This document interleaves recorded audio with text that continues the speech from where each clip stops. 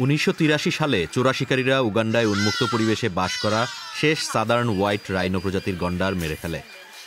বিশাল অথচ নিরীহ এই প্রাণীর আয়ু 45 পর্যন্ত হতে পারে, কিন্তু বেআইনিভাবে সেই গন্ডারের খড়গ বিক্রির লোভে প্রাণীটিকে বিলুপ্ত করে দেয়া হলো। এমন অপরাধ সত্ত্বেও হত্যাকারীদের শাস্তি হয় না বললেই চলে। আফ্রিকার প্রথম বিশেষ ওয়াইল্ড লাইফ কোর্টের গ্ল্যাডিস কামাসানিউ সেই পরিস্থিতি বদলাতে চান।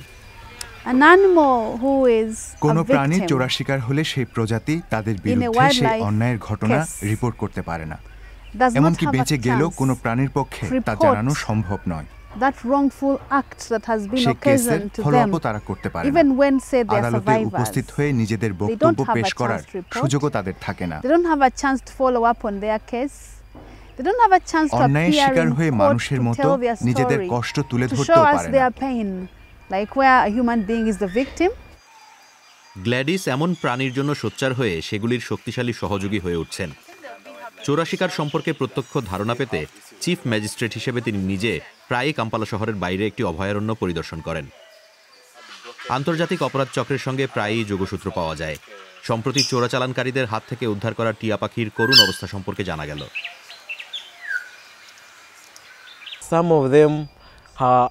কয়েকটির উপরের পালক লোপ পেয়েছে, সেগুলি আর উঠতে পারে না। অনেক পাখির হাড়গোড় ভেঙে গেছে, অনেকের প্রচন্ড যন্ত্রণা হচ্ছে। সত্যি কথা বলতে কি, আমার মতে এইসব প্রাণীর অবশ্যই ন্যায় বিচার পাওয়া উচিত। 2017 সালে কাম্পালায় উগান্ডার ওয়াইল্ড লাইফ কোর্ট চালু করা হয়। বিচারপতি হিসেবে কামাসানিউ 1000-এর বেশি কেসে রায় দিয়েছেন। বন্যপ্রাণী নিয়ে বেআইনি বাণিজ্য যত বেশিকাল চলবে, তিনি তার বিরুদ্ধে ততকাল লড়াই চালিয়ে যেতে চান। কতটা অবক্ষয় চলছে আমি তা উপলব্ধি করেছি, ক্ষতির মাত্রা বুঝতে পারছি। প্রকৃতির সুরক্ষার জন্য বিচার বিভাগের কর্মকর্তা হিসেবে আমার বিশাল ভূমিকা রয়েছে, সেটা বারবার টের পাচ্ছি। শুধু আজ আমার নিজের জন্য নয়, আমার পরে যারা আসবে তাদের খাতিরে আমাকে সেটা করতে হবে। উগান্ডার ভূখণ্ডের প্রায় 11% আইন করে সংরক্ষিত এলাকা হিসেবে চিহ্নিত করা হয়েছে। প্রাকৃতিক সম্পদে হস্তক্ষেপ, কোনো প্রাণীর ক্ষতি বা হত্যার জন্য শাস্তির মাত্রা সাম্প্রতিক বছরগুলোতে আরও বাড়ানো হয়েছে, কিন্তু তা সবসময় যথেষ্ট হয় না। 2021 থেকে 2022 সালের মধ্যে প্রায় 3000 কেস নথিভুক্ত করা হয়েছে। এক ওয়ার্ডেন সেই অঞ্চলে চোরা শিকারের গভীর শিকড় সম্পর্কে জানালেন।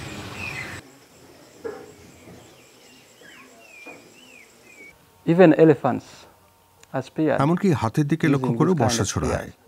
মোষ, হিপো রেহাই পায় না। যেসব মানুষ এমন বর্ষা ব্যবহার করে তাদের মধ্যে অনেকে 30 থেকে 40 মিটার দূর পর্যন্ত সেটি নিক্ষেপ করতে পারে।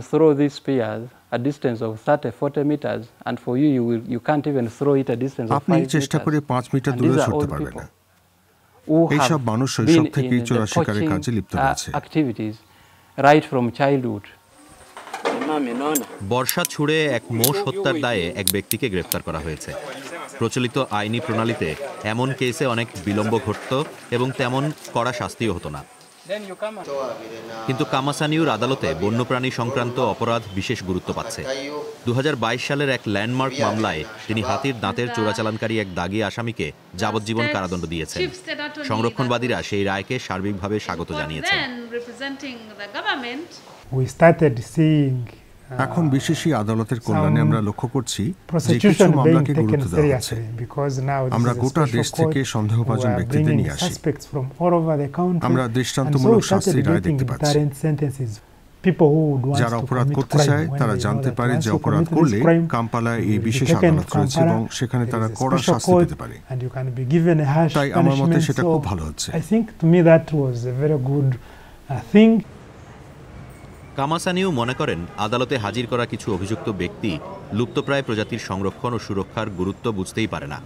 তাই বিচার বিভাগে তার ভূমিকার পাশাপাশি তিনি এক অলাভজনক সংগঠন প্রতিষ্ঠা করে সমাজে শিক্ষার উদ্যোগ নিচ্ছেন। বিশেষ করে তরুণ প্রজন্মকে সচেতন করার উপর জোর দিচ্ছেন তিনি।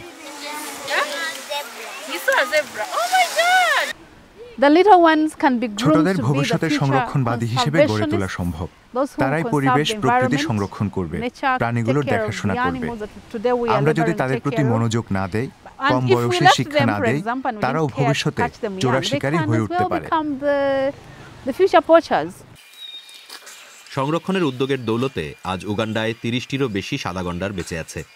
বিচারক হিসেবে কামাসানিউর আশা, অন্য দেশগুলিও অদূর ভবিষ্যতে চোরা শিকার ও চোরাচালানের ক্ষেত্রে প্রাণী অধিকারকে কেন্দ্রীয় গুরুত্ব দিবে।